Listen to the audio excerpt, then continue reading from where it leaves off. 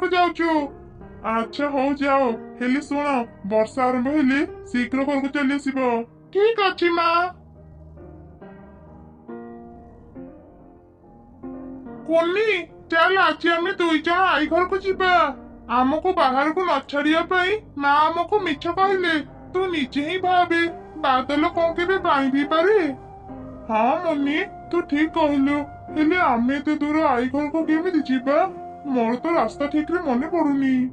ତୁ ଚିନ୍ତା କରନି, ମୋର ରାସ୍ତା ଠିକ ମନେ ଅଛି। ତୁ ଏବେ ମୋ ସାଙ୍ଗରେ ଚାଲ। ତାପରେ ଦୁଇ ଭଉଣୀ ନିଜ ଆଈ ଘରକୁ ଯିବା ପାଇଁ ବାହାରିଲେ।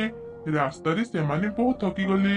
ସେମାନେ ଏକ ଜାଗାରେ ବସି ବିଶ୍ରାମ ନେବା ସମୟରେ ଗୋଟେ ବାଘ ସେ ଦୁଇ ଚଢେଇଙ୍କୁ ଦେଖି ଭାବିଲା, ଆରେ ବା, ଏତେ କଣିଆ ଦୁଇ ଚଢେଇ ଛୁଆ ଏଠି ଏକା ଏକା ଜଙ୍ଗଲରେ କଣ କରୁଛନ୍ତି? ମୁଁ ଯଦି ଏବେ ଏଇ ଚଢେଇ ଛୁଆଙ୍କୁ ଧରିବା ପାଇଁ ଯିବି, ଏମାନେ ଉଡି ଏଠାରୁ ଚାଲିଯିବେ। ମୁଁ ଆଗ ଏମାନଙ୍କୁ ମୋ କଥାରେ ଭୁଲେଇ ମୋ ସାଙ୍ଗରେ ମୋ ଗୁମ୍ଫାକୁ ନେଇଯାଏ। ସେଠି ମୁଁ ଆରାମରେ ଏଇ ଦୁଇ ଛୁଆଙ୍କୁ ମାରି ଖାଇପାରିବି। ବାଘ ଏପରି ଚିନ୍ତା କରି ଚଢେଇ ଛୁଆଙ୍କ ପାଖକୁ ଗଲା। ବାଘକୁ ଦେଖି ଦୁଇ ଚଢେଇ ଛୁଆ ଖୁବ ଡରିଗଲେ।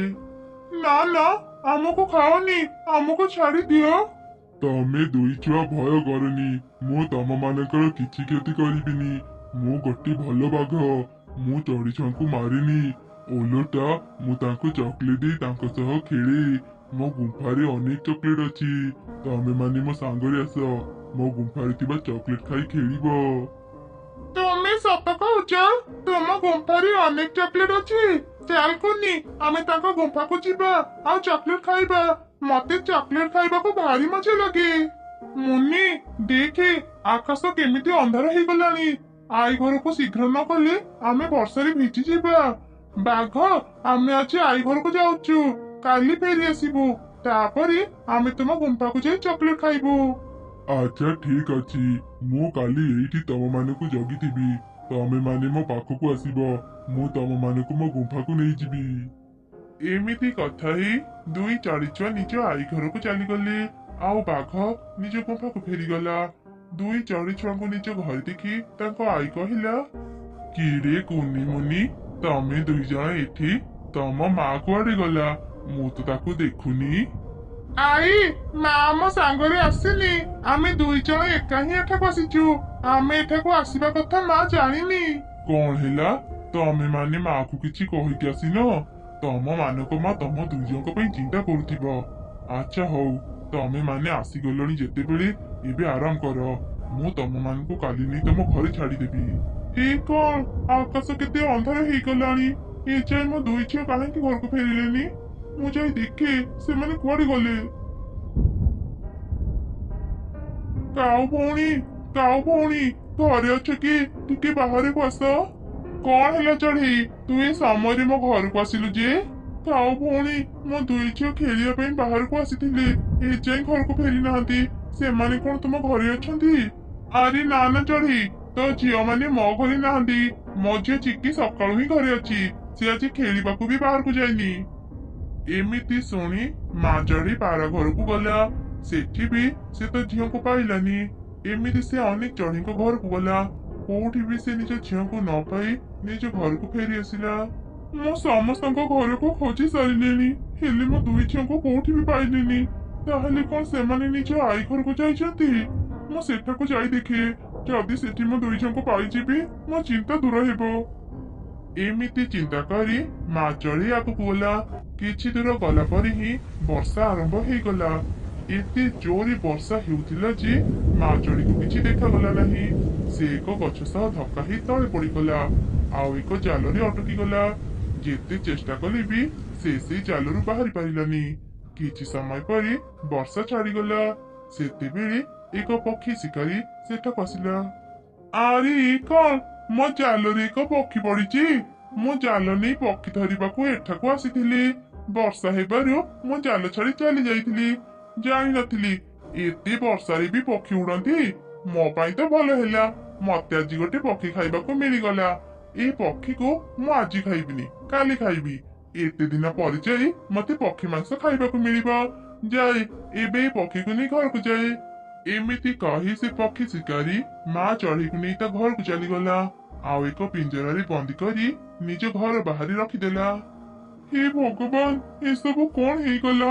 ମୋ ଛୁଆମାନେ ମତେ ଆଉ ଦେଖିପାରିବେନି। କାଲି ମୋର ଶେଷ ଦିନ। ଭଗବାନ ମୋ ଛୁଆଙ୍କୁ ଭଲରେ ରଖିବ।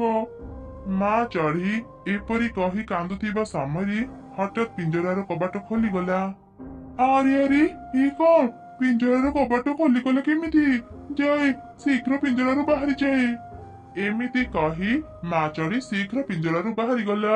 ପକ୍ଷୀ ଶିକାରୀ ତାକୁ ଧରିବାକୁ ଚେଷ୍ଟା କଲା, ହେଲେ ପାରିଲାନି। ମା ଚଢ଼େଇ ଶୀଘ୍ର ଶୀଘ୍ର ଉଡି ଦୂରକୁ ଚାଲିଗଲା।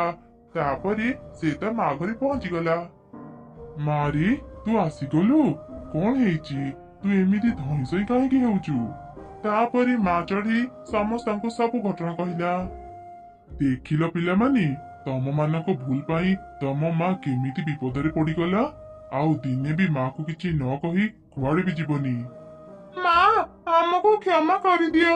ତୁମକୁ ନ କହି ଆମେ ଆଉ କୁଆଡେ ବି ଯିବୁନି। ଆମେ ତୁମର ସବୁ କଥା ମାନିବୁ। ଜାଣିଛ ମା, ରାସ୍ତାରେ ଆମର କିଛି ବି ଅସୁବିଧା ହେଇନି। ଗୋଟେ ଭଲ ବାଘ ସହ ଆମର ଦେଖା ହେଇଥିଲା। ସେ ଆମକୁ ଚକୋଲେଟ ଦେବା ପାଇଁ ତା ଗୁମ୍ଫାକୁ ଡାକୁଥିଲା ମା। ହେଲେ ଆମେ ତାକୁ କହିଲୁ ଆମେ ଆଈ ଘରୁ ଫେରିବା ସମୟରେ ଆମେ ତା ପାଖରୁ ଚକୋଲେଟ ନେବୁ। କଣ କହୁଛ ତମେ ମାନେ? ବାଘ ତମମାନଙ୍କୁ ଖାଇବା ପାଇଁ ତା ଗୁମ୍ଫାକୁ ଡାକୁଥିଲା। ମୁଁ ନ ଆସିଥିଲେ ତ ବାଘ ତମମାନଙ୍କୁ ନେଇଯାଇଥାନ୍ତା। ମୁଁ ତମମାନଙ୍କୁ ମନା କରିଥିଲି ନା ଆଈ ଘରକୁ ଯାଅନି। ହେଲେ ତମେମାନେ ଲୁଚିକି ଏଠାକୁ ଚାଲି ଆସିଲ। ଯଦି ତମମାନଙ୍କର କିଛି ହେଇଯାଇଥାନ୍ତା। ମା, ଆମେ କାନ ଧରୁଛୁ। ଆଉ ଦିନେ ବି ଏମିତିକା ଭୁଲ କରିବୁନି। ସବୁବେଳେ ତୁମ କଥା ମାନିବୁ। ତୁମକୁ ନ କହି କୁଆଡେ ବି ଯିବୁନି। ତମେମାନେ ନିଜ ଭୁଲ ବୁଝିପାରିଲ, ସେତିକିରେ ମୁଁ ଖୁସି। ଆଉ ଦିନେ ବି ଏମିତି କାମ କରିବନି। ଚାଲ ଏବେ ଘରକୁ ଯିବା। ବାଘ ଜଗିଥିବା ରାସ୍ତାରେ ଆମେ ଯିବାନି। ଆମେ ଆଉ ଏକ ରାସ୍ତାରେ ଘରକୁ ଯିବା। ଏମିତି କଥା ହେଇ ମା ଚଢ଼େଇ ତାର ଦୁଇ ଛୁଆଙ୍କୁ ନେଇ ଘରକୁ ଫେରି ଆସିଲା। ସେତେବେଳେ ସେ ଦେଖିଲା ତା ଘର ପାଖରେ ଏକ ସୁନ୍ଦର ବାଦଲ ଘର ଅଛି। ଏ କଣ? ଏଇଟା ତ ଗୋଟେ ବାଦଲ ଘର। ହେଲେ ବାଦଲ ଘର ଏଠାକୁ କେମିତି ଆସିଲା? ସେତେବେଳେ ମତେ ପିଞ୍ଜରାରୁ କିଏ ବାହାର କଲା? ଏସବୁ କିଏ କରୁଛି? ମୁଁ ତ କିଛି ବୁଝିପାରୁନି। ଚଢ଼େଇ, ଏ ସବୁ କାମ ମୁଁ କରିଛି। ଦିନେ ତୁ ମତେ ସାହାଯ୍ୟ କରିଥିଲୁ। ତ ବିପଦ ସମୟରେ ମୁଁ ତତେ କେମିତି ସାହାଯ୍ୟ କରିନଥାନ୍ତି? ମୁଁ ଜାଣି ଚଢ଼େଇ, ତୋ ଘର ଛାତ ଭାଙ୍ଗି ଯାଇଛି। ବର୍ଷା ହେଲେ ତୋ ଘର ଭିତରେ ପାଣି ପଡେ। ସେଥିପାଇଁ ମୁଁ ତତେ ବାଦଲ ଘର ଦେଇଛି। ଏ ଘରେ ତୁ ସବୁ ସୁବିଧା ପାଇବୁ। ତୁ ଏବେ ଆରାମରେ ନିଜ ଛୁଆଙ୍କ ସହ ଏ ଘରେ ରହିପାରିବୁ। ଏମିତି ଶୁଣି ମା ଚଢ଼େଇ ବାଦଲକୁ ଧନ୍ୟବାଦ ଜଣାଇଲା। ତାପରେ ବାଦଲ ସେଠାରୁ ଚାଲିଗଲା। ମା ଚଢ଼େଇ ଖୁସିରେ ତା ଦୁଇ ଛୁଆଙ୍କ ସହ ସେ ବାଦଲ ଘରେ ରହିଲା। ମିଟୁ, ଏ ମିଟୁ, ମୋ ଘର ଭଡ଼ା ଟଙ୍କା ଦେ। ଏଇ ନିଅନ୍ତୁ ଚିଲ ଦିଦି। ତାପରେ ଚିଲ ଟଙ୍କା ନେଇ ସେଠାରୁ ଚାଲିଗଲା। ସେ ଜଙ୍ଗଲରେ ଚିଲର ଅନେକ ଘର ଥିଲା। ସେ ଚଢ଼େଇ ମାନଙ୍କୁ ତା ଘର ଭଡ଼ାରେ ରହିବାକୁ ଦେଉଥିଲା। ଚଢ଼େଇ ମାନେ ବି ତାକୁ ଠିକ ସମୟରେ ଟଙ୍କା ଦେଉଥିଲେ। ଚଢ଼େଇ, ତୁ ଘରେ ଅଛୁ ନା? ମୁଁ ଘର ଭଡ଼ା ଟଙ୍କା ନେବାକୁ ଆସିଛି। ଏ ମାସର ଘର ଭଡ଼ା ଟଙ୍କାଟା। ଚିଲ ଦିଦି, ଏ ମାସର ସବୁ ଟଙ୍କା ସଉଦା କିଣିବାରେ ସରିଯାଇଛି। ମୁଁ ଆର ମାସ ତମକୁ ଟଙ୍କା ଦେଇଦେବି। ଆଚ୍ଛା ଠିକ ଅଛି ଚଢ଼େଇ, ମୁଁ ଆର ମାସ 2 ମାସର ଟଙ୍କା ଏକା ସାଙ୍ଗରେ ନେଇଯିବି। ଏମିତି କହି ଚିଲ ସେଠାରୁ ଚାଲିଗଲା। ଦିନେ ଦୁଇଟି କାଉ ସେ ଜଙ୍ଗଲକୁ ଆସିଲେ। ଆରେ ଶୁଣୁଛ, ଆମେ ଏ ଜଙ୍ଗଲକୁ ତ ଚାଲି ଆସିଲେ। ଏବେ କୋଉଠି ରହିବା? ଆଉ କଣ କରିବା? ଆମେ ବି ସେଇ କାମ କରିବା ଯାହା ଏ ଚଢ଼େଇ ମାନେ କରୁଛନ୍ତି। ଏ ଚଢ଼େଇ ମାନେ ଅନ୍ୟମାନଙ୍କ ଜମିରେ ଚାଷ କରି ଖାଇବା ଯୋଗାଡ଼ କରନ୍ତି। ଆମେ ବି ଠିକ ସେମିତି କରିବା। ମୁଁ ଶୁଣିଛି ଏଇ ଜଙ୍ଗଲରେ ଥିବା ଚିଲ ଚଢ଼େଇ ମାନଙ୍କୁ ଭଡ଼ାରେ ଘର ଦିଏ। ଆମେ ଆଉ ପରିଶ୍ରମ କରି ଘର ତିଆରି କରିପାରିବାନି। ଚାଲ, ଆମେ ଚିଲ ପାଖକୁ ଯାଇ ତାକୁ ଘର ମାଗିବା। ତାପରେ ସେମାନେ ଚିଲର ଘରକୁ ଗଲେ। ଚିଲ ସେମାନଙ୍କୁ ଦେଖି କହିଲା, ମୁଁ ତମମାନଙ୍କୁ ଆଗରୁ ତ ଏ ଜଙ୍ଗଲରେ ଦେଖିନି। ତମେମାନେ କଣ ନୂଆ ଏ ଜଙ୍ଗଲକୁ ଆସିଛ? ଆମେ ପାଖ ଜଙ୍ଗଲରୁ ଆଜି ହିଁ ଏ ଜଙ୍ଗଲକୁ ଆସିଛୁ। ଆମ ଜଙ୍ଗଲରେ କାମ ମିଳୁନି। ଆମେ କାମ ଆଉ ରହିବା ପାଇଁ ଘର ଖୋଜୁଛୁ। ଚିଲ ଦିଦି, ଆମେ ଶୁଣିଲୁ ତୁମେ ଚଢ଼େଇ ମାନଙ୍କୁ ଘର ଭଡ଼ା ଦିଅ। ହଁ, ତମେମାନେ ଠିକ ଶୁଣିଛ। ହେଲେ ମୋର ଗୋଟିଏ ହିଁ ଘର ଖାଲି ଅଛି। ସେ ଘର ଟିକେ ପୁରୁଣା। ସେ ପୁରୁଣା ଘରେ ତମେମାନେ ରହିପାରିବ ତ? ପୁରୁଣା ହେଉ କି ନୂଆ, ଆମକୁ ତ କେବଳ ଏକ ଘର ଦରକାର। ହଁ ହଁ, ଆମେ ସେଠି ରହିପାରିବୁ। ତେବେ ଠିକ ଅଛି। ଚାଲ ମୋ ସାଙ୍ଗରେ, ମୁଁ ତମମାନଙ୍କୁ ସେ ଘର ଦେଖେଇଦେବି।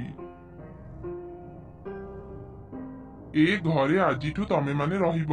ମୋ ଘର ଭଡା ଦାମ ହେଲା 500 ଟଙ୍କା। ତୁମ ପାଖ ପଡୋଶୀ ଚଢେଇ ରାଜୁ ଚଢେଇ ଜମିରେ କାମ କରେ। ତମେ ମାନେ ତା ପାଖକୁ ଯାଅ, ସେ ତମ ମାନଙ୍କୁ କାମ ଖୋଜିବାରେ ସାହାଯ୍ୟ କରିଦେବ। ଏମିତି କହି ଚିଲ ସେଠାରୁ ଚାଲିଗଲା। ଆଉ କାଉମାନେ ଚଢେଇ ପାଖକୁ ଗଲେ। ଚଢେଇ, ଆମେ ପାଖ ଜଙ୍ଗଲରୁ ଆସିଛୁ। ଆମ ପାଖରେ ଏବେ କିଛି ବି କାମ ନାହିଁ। କାମ ପାଇପାରି ତୁ ଆମକୁ ଟିକେ ସାହାଯ୍ୟ କରିଦେ। ଆମେ ତ ପାଖ ଘରେ ଆଜିଠୁ ରହିଲୁ। ଆମେ ଆଜିଠାରୁ ପଡୋଶୀ। ପଡୋଶୀ ହେଇ ଆମେ ମିଳିମିଶି ରହିବା। ଓ, ତାହେଲେ ତ ଭଲ କଥା। କାମ ପାଇଁ ଚିନ୍ତା କରୁନି। ମୁଁ ଯୋଉଠି କାମ କରି ତମେ ମାନେ ବି ସେଇଠି କାମ କରିପାରିବ। ଆସ ମୋ ସାଙ୍ଗରେ। ଏମିତି କହି ଚଢେଇ ସେମାନଙ୍କୁ ରାଜୁ ପାଖକୁ ନେଇଗଲା। ଆଉ ତାକୁ ସବୁ କଥା କହିଲା। ରାଜୁ ବି ତା ଜମିରେ କାଉମାନଙ୍କୁ କାମ ଦେଲା। ସେବେଠାରୁ ଚଢେଇ ଆଉ କାଉମାନେ ରାଜୁର ଜମିରେ କାମ କଲେ। ସନ୍ଧ୍ୟାରେ ନିଜ ନିଜ ମଜୁରୀ ଟଙ୍କା ଧରି ସେମାନେ ଘରକୁ ଫେରିଲେ। ଏମିତି କାଉମାନେ ମିଳିମିଶି ଚଢେଇ ସହ ରହୁଥିଲେ। ଦେଖୁ ଦେଖୁ ଗୋଟେ ମାସ ବିତିଗଲା। କାଉ, ମାସେ ହେଇଗଲା। ମତେ ଏବେ ଘର ଭଡା ଦେ। ମୋ ଘର ଭଡା 500 ଟଙ୍କା। ତୋର ମନେ ଅଛି ତ? ହଁ ହଁ ଚିଲ ଦିଦି, ମୋର ମନେ ଅଛି। ଏଇ ନିଅ ଟଙ୍କା। ଚିଲ ଦିଦି, ଏଇ ନିଅ ମୋର 2 ମାସର ଘର ଭଡା 800 ଟଙ୍କା। ଏ କଣ ଚିଲ ଦିଦି, ଚଢେଇ ପାଖରୁ 400 ଟଙ୍କା ନେଉଛ, ଆଉ ଆମ ପାଖରୁ 100 ଟଙ୍କା ଅଧିକ କରି କାହିଁକି ନେଉଛ? ଚଢେଇ ଅନେକ ଦିନରୁ ଏଠି ରହିଛି। ତାର ସ୍ୱାମୀ ବି ନାହିଁ। ସେଥିପାଇଁ ମୁଁ ତାକୁ 100 ଟଙ୍କା ଛାଡ କରିଛି। ସେ ଏକୁଟିଆ ହିଁ ଅନେକ କଷ୍ଟ କରି ତା ଘର ଚଳାଏ। ଆରେ ତୁ ଦେଖିଲୁ, ଚିଲ ଚଢେଇ ପାଖରୁ 400 ଟଙ୍କା ଘର ଭଡା ନେଉଛି, ଆଉ ଆମ ପାଖରୁ 500 ଟଙ୍କା ନେଉଛି। ହଁ, ମୁଁ ବି ଦେଖିଲି। ଚିଲ ଏସବୁ ଠିକ କରୁନି। ଚଢେଇ କମ ଟଙ୍କା ଦେଇ ଆମଠୁ ବି ଭଲ ଘରେ ରହୁଛି, ଆଉ ଆମେ ଅଧିକ ଟଙ୍କା ଦେଇ ଏଇ ପୁରୁଣା ଘରେ ରହୁଛେ। ନା, ଏ କଥାକୁ ଆମେ ମାନି ପାରିବାନି। କିଛି ଗୋଟେ କର, ଯେମିତି ସେ ଚଢେଇ ଘର ଆମର ହେଇପାରିବ। ହଁ, ତୁ ଠିକ କହିଛୁ। ମୋ ପାଖରେ ଏକ ଉପାୟ ଅଛି, ଶୁଣ। ଏମିତି ସେ ଦୁଇ କାଉ ଯୋଜନା ବନେଇଲେ। ଆଉ ନିଜ ଘରେ ନିଆଁ ଲଗେଇ ଦେଇ ଚିଲ ପାଖକୁ ଗଲେ। ଚିଲ ଦିଦି, ଚିଲ ଦିଦି, ସର୍ବନାଶ ହେଇଯାଇଛି। ଆରେ କଣ ହେଲା? ତମେ ମାନେ ଏମିତି କାହିଁକି କହୁଛ? ଚିଲ ଦିଦି, ଆମେ ଚଢେଇକୁ ତା ଘର ମାଗୁଥିଲୁ ରହିବା ପାଇଁ, ହେଲେ ଚଢେଇ ଆମକୁ ତା ଘର ତ ଦେଲା ନାହିଁ, ଓଲଟା ଆମ ସହ ଝଗଡା କଲା। ଝଗଡା ସରିବା ପରେ ଆମେ ନଦୀକୁ ପାଣି ପିଇବା ପାଇଁ ଚାଲିଗଲୁ। ଯେତେବେଳେ ଫେରିଲୁ, ଦେଖିଲୁ ଚଢେଇ ତୁମ ଘରେ ନିଆଁ ଲଗେଇ ଦେଇଛି। ଆଉ ସେ କହୁଥିଲା ଆମକୁ ଏ ଜଙ୍ଗଲରୁ ବାହାର କରିଦେବ। ଚିଲ ଦିଦି, ଝଗଡା ତ ସେ ଆମ ସହ କରିଥିଲା, ହେଲେ ସେ ତୁମ ଘରେ କାହିଁକି ନିଆଁ ଲଗେଇଦେଲା କହିଲ? ଏବେ ଆମେ କୋଉଠି ରହିବୁ? ଆମ ସାଙ୍ଗରେ ଚାଲନ୍ତୁ ଚିଲ ଦିଦି, ସେ ଚଢେଇର କଥା ବୁଝିବ। କଣ ହେଲା? ଚଢେଇ ମୋ ଘରେ ନିଆଁ ଲଗେଇଦେଲା? ମୁଁ ତାକୁ ଜମା ବି ଛାଡିବିନି। ଏମିତି ସେ କାଉ ମାନଙ୍କ ସାଙ୍ଗରେ ତା ଘରକୁ ଗଲା। ଆଉ ତା ଘରକୁ ନିଆଁରେ ପୋଡୁଥିବାର ଦେଖି ସେ ଭୀଷଣ ରାଗିଗଲା। ଚଢେଇ, ଏ ଚଢେଇ, ଶୀଘ୍ର ବାହାରକୁ ଆସେ। ଆସ କହୁଛି। ଏ କଣ? ଚଢେଇ ତ ତା ଘରେ ନାହିଁ। ନିଆଁ ଲଗେଇ ଦେଇ ସେ ଚଢେଇ ବାହାରକୁ ଚାଲି ଯାଇଛି। ଦେଖୁଛ ଚିଲ ଦିଦି, ସେ ଚଢେଇ କେତେ ଚାଲାକ। ସେ ଯେତେ ଚାଲାକ ହେଲେ ବି ଆଜି ମୁଁ ତାକୁ ଛାଡିବିନି। ସେ ଖାଲି ଥରେ ଘରକୁ ଆସୁ। ସେହି ସମୟରେ ଚଢେଇ ତା ଝିଅକୁ ଧରି ସେଠି ପହଞ୍ଚିଗଲା। କଣ ହେଲା ଚିଲ ଦିଦି, ଏ ସମୟରେ ତୁମେ ମୋ ଘରେ? ମୁଁ ଏଠାକୁ କଣ ପାଇଁ ଆସିଛି ତୁ ଭଲ ଭାବରେ ଜାଣିଛୁ। ତୁ କାଉ ମାନଙ୍କ ସହ ଝଗଡା କଲୁ, ହେଲେ ମୋ ଘରେ କାହିଁକି ନିଆଁ ଲଗେଇଦେଲୁ? ତୁ କଣ ସେ ଘରକୁ କାଉ ଘର ଭାବିଛୁ? ତୋର ସ୍ୱାମୀ ନାହିଁ ବୋଲି ମୁଁ ତ ପାଖରୁ ଘର ଭଡା 100 ଟଙ୍କା କମ ନେଉଥିଲି। ତା ବଦଳରେ ତୁ ମୋର ଏତେ ବଡ କ୍ଷତି କଲୁ। ଏସବୁ କଣ କହୁଛ ଚିଲ ଦିଦି? ମୁଁ ଏ ବିଷୟରେ କିଛି ବି ଜାଣିନି। ମୁଁ ମୋ ଝିଅ ସହ ନଦୀକୁ ଗାଧୋଇବା ପାଇଁ ଯାଇଥିଲି। ମତେ ବିଶ୍ୱାସ କର ଚିଲ ଦିଦି, କାଉ ମାନଙ୍କ ଘରେ କେମିତି ନିଆଁ ଲାଗିଲା ମୁଁ କିଛି ଜାଣିନି। ଚୁପ୍ କର। କାଉ ମାନେ ତୋର ସବୁ କଥା ମତେ କହିଛନ୍ତି। ତୁ ଏ ଘରେ ଆଉ ରହିପାରିବୁନି। ଆଜି ହିଁ ମୋ ଘର ଛାଡି ଚାଲିଯା, ନହେଲେ ମୁଁ ତତେ ପିଟି ପିଟି ଏଇ ଜଙ୍ଗଲରୁ ବାହାର କରିଦେବି। ନା, ପିଟିବାକୁ ପଡିବନି। ଆମେ ମିଛ ଜାଲରେ ପଡି ଯାଇଛୁ। ଆମେ ଏବେ ହିଁ ଘର ଛାଡି ଚାଲିଯିବୁ। କାଉ ଅଙ୍କଲ, କାଉ ଆଣ୍ଟି, ତୁମେ ଦୁଇ ଜଣ ବହୁତ ଖରାପ। ଦିନେ ମୋ ମା ପାଇଁ ତୁମେ ମାନେ କାମ ପାଇଥିଲ, ଆଉ ଆଜି ଆମକୁ ଆମ ଘରୁ ବାହାର କରିଦେଉଛ। ତୁମେ ଦୁଇ ଜଣ ବହୁତ ସ୍ୱାର୍ଥପର। ମାରି, ଏମାନଙ୍କୁ କହିକି କିଛି ଲାଭ ନାହିଁ। ଭୁଲ ତ ମୋର, ମୁଁ ଏମାନଙ୍କୁ ଚିହ୍ନି ପାରିଲିନି। ଚାଲ ମା, ଆମେ ଏଠୁ ଚାଲିଯିବା। ଏମିତି କହି ଚଢେଇ ଆଉ ତାର ଝିଅ ସେଠାରୁ ଚାଲିଗଲେ। ଚିଲ କାଉ ମାନଙ୍କୁ ଚଢେଇ ଘରେ ରହିବାକୁ ଦେଲା। ସେପଟେ ମାରି ଏ ନଦୀ ବହୁତ ବଡ, ଆମେ ଉଡିକି ଏ ନଦୀ ପାର କରିପାରିବାନି। ନଦୀ ସେପାରି ଜଙ୍ଗଲରେ ମୋ ଭଉଣୀ ରୁହେ। ଚାଲ ଆଜି ଆମେ ତା ଘରକୁ ଯିବା। ଠିକ ଅଛି ମା, ଚାଲ ଯିବା। ତାପରେ ମା ଛୁଆ ଡଙ୍ଗାରେ ବସି ଆଗକୁ ଗଲେ। କିଛି ଦୂର ଗଲା ପରେ ସନ୍ଧ୍ୟା ହେଇଗଲା। ମା ସନ୍ଧ୍ୟା ହେଇଗଲାଣି, ମତେ ଭାରି ଡର ଲାଗୁଛି ମା। ସେ ଜଙ୍ଗଲରେ ଯଦି କିଛି ହିଂସ୍ର ଜନ୍ତୁ ଥିବେ ସେମାନେ ତ ଆମକୁ ଖାଇଦେବେ। ତୁ ଭୟ କରନି ମା, ଆଜି ରାତି ଆମେ ଏ ଡଙ୍ଗାରେ ବିତେଇଦେବା। ସକାଳ ହେଲେ ଆମେ ଜଙ୍ଗଲ ଭିତରକୁ ଯିବା। ଚଢେଇର କଥା ସରୁ ସରୁ ସେଇ ନଦୀ ଭିତରୁ 3ଟି ମକା ଘର ବାହାରିଲା। ଆରେ ଆରେ, ଏ ନଦୀ ଉପରକୁ ମକା ଘର କେମିତି ଆସିଲା? ଆଉ ଏ ଘର ଭିତରେ ଛୁଆ କାନ୍ଦିବାର ଶବ୍ଦ ଶୁଭୁଛି। ନିଶ୍ଚୟ କୋଉ ଛୁଆ ବିପଦରେ ଅଛି। ଚାଲ ମା, ଏ ଘର ଭିତରକୁ ଯାଇ ଦେଖିବା। ଏମିତି କହି ମା ଚଢେଇ ପ୍ରଥମ ଘରକୁ ଗଲା। ସେ ଘରେ ସେ ଅନେକ ଧନରତ୍ନ ଦେଖିଲା। ଆରେ, ଏ ଘରେ ତ ସୁନା ହୀରା ଭର୍ତ୍ତି ଅଛି। ଛୁଆଟା ବୋଧେ ଆର ଘରେ ଅଛି। ଚାଲ ମା, ଆର ଘରକୁ ଯିବା। ଛୁଆଟି ନିଶ୍ଚୟ କଷ୍ଟରେ ଥିବ, ସେଥିପାଇଁ ଏମିତି କାନ୍ଦୁଛି। ତାପରେ ମା ଚଢେଇ ଦ୍ୱିତୀୟ ଘରକୁ ଗଲା। ସେ ଘରେ ବି ସେ ଅନେକ ଧନରତ୍ନ ଦେଖିଲା। ସେଠାରେ ସେ ନ ରହି ତୃତୀୟ ଘରକୁ ଗଲା। ସେଠି ସେ ଦେଖିଲା, ଆରେ ଏ କଣ? କିଏ ତୁ? ତତେ ଏଠି ଏମିତି କିଏ ବାନ୍ଧିଛି? ମତେ ଆଗ ଖୋଲି ଦିଅ, ମୁଁ ତୁମକୁ ସବୁ କଥା କହିବି। ତାପରେ ମା ଚଢେଇ ତାକୁ ଦୌଡ଼ିରୁ ମୁକ୍ତ କଲା। ସେ ଚଢେଇ ଛୁଆ ସଙ୍ଗେ ସଙ୍ଗେ ଏକ ପରୀ ପାଲଟିଗଲା। ମୁଁ ଗୋଟେ ପରୀ, ଗୋଟେ ଦୁଷ୍ଟ ରାକ୍ଷସୀ ତା ପ୍ରତିଶୋଧ ନେବା ପାଇଁ ମତେ ମକା ଘରେ ବନ୍ଦୀ କରି ରଖିଥିଲା। ଆଉ 2ଟି ମକା ଘରେ ଧନରତ୍ନ ରଖିଦେଇଥିଲା। ସେ କହିଥିଲା ଯୋଉ ପକ୍ଷୀ ଲୋଭରେ ନ ପଡି ଏ ତୃତୀୟ ଘରକୁ ଆସି ମତେ ମୁକ୍ତ କରିବ, ମୁଁ ମୋ ପୂର୍ବ ରୂପ ଫେରି ପାଇବି। ତ ଆଗରୁ ଅନେକ ପକ୍ଷୀ ଏଠାକୁ ଆସିଥିଲେ, ହେଲେ ସମସ୍ତେ ସେ ଧନରତ୍ନ ଲୋଭରେ ପଡି ନିଜ ଜୀବନ ହରିଲେ। କେବଳ ତୁ ଲୋଭ ନ କରି ମତେ ମୁକ୍ତ କଲୁ। ମୋ ଜୀବନ ବଞ୍ଚେଇଥିବାରୁ ତତେ ବହୁତ ବହୁତ ଧନ୍ୟବାଦ ଚଢେଇ।